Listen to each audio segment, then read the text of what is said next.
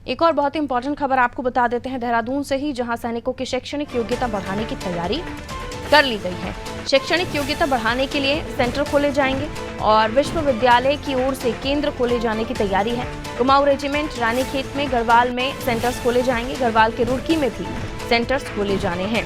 तो सैनिकों को और भी ज्यादा योग्य बनाया जा सके, फिर वो शैक्षिक तौर पर हो, इसके लिए तैयारी की जा रही है। विश्वविद्यालय की तरफ से केंद्र खोलने की तैयारी की जा रही है और ये एक अच्छी कोशिश है। लेकिन इसकी ज़रूरत क्यों पड़ रही है, या फिर इसके पीछे कोई और वजहें हैं, कुछ नई चीज़ों को शामिल करने वाले हैं हमारे जो डिफेंस एजेंसियां हैं, और भी समझ लेते हैं। सोनू हमारे साथ जुड़े हुए हैं। सोनू, सैनिकों की शैक्षणिक योग्यता बढ़ाने की तैयारी और इसके लिए तमाम प्रयास भी किए जा रहे हैं, लेकिन इसकी आवश्यकता पड़ रही है। और इसके अलावा ये भी कि ऐसे समय पर जब हम देख रहे हैं कि उनकी कड़ी ट्रेनिंग्स होती हैं, उन्हें पहले से ही तैयार करने के लिए बहुत सारा एफर्ट्स करना पड़ता है। वहाँ उनको शैक्षणिक योग्यता के लिए भी तैयारी करनी पड़ेगी, जाहिर है।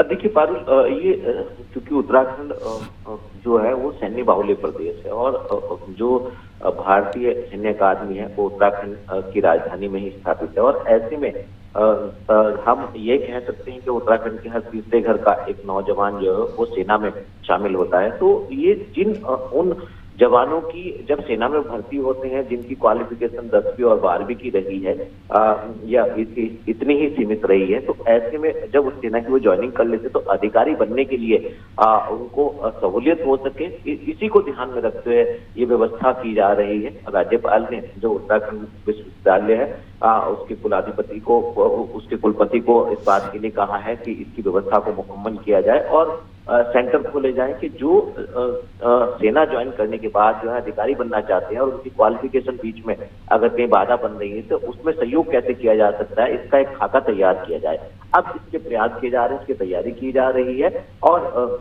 जो विश्वविद्यालय के कुलपति हैं और जो इससे जुड़े व्यवस्थापक हैं वो लगातार ये कोशिश कर रहे हैं कि हालांकि इसमें एक ये भी पेच है कि जो सैनिक दूसरे स्थानों पर तैनात हैं वो इन सेंटरों में कैसे अपनी शिक्षा को बढ़ाने के लिए पहुंच पाएंगे, किस तरह से कनेक्टिविटी हो पाएगी, क्या ऑनलाइन व्यवस्था का सहारा लिया जाएगा, ये तमाम ऐसे पहलू जिससे जुड़े हुए हैं। तो अब देखना होगा कि जो एक ज्वाइनिंग के दौरान जिनकी जो अहर्ता है वो 12th क्लास तक की रही है और वो आगे पढ़ाई करना चाहते हैं, तो उसको कैसे पढ़ाया जा सकता है, विश्वविद्यालय इसमें इन सेंटरों में किस तरीके की व्यवस्था करने वाला है और कहीं ना कहीं जो जवान दूसरे स्थानों पर तैनात हैं उनको कैसे इससे कनेक्ट किया जाएगा, वो कैसे इस व्यवस्था का लाभ उठा पाएंगे। तमाम ऐसे पहलू हैं जिनका समाधान आने वाले समय में हम होता हुआ देख पाएंगे। बिल्कुल सोनू, और ऐसे में ये एक अच्छी कोशिश है।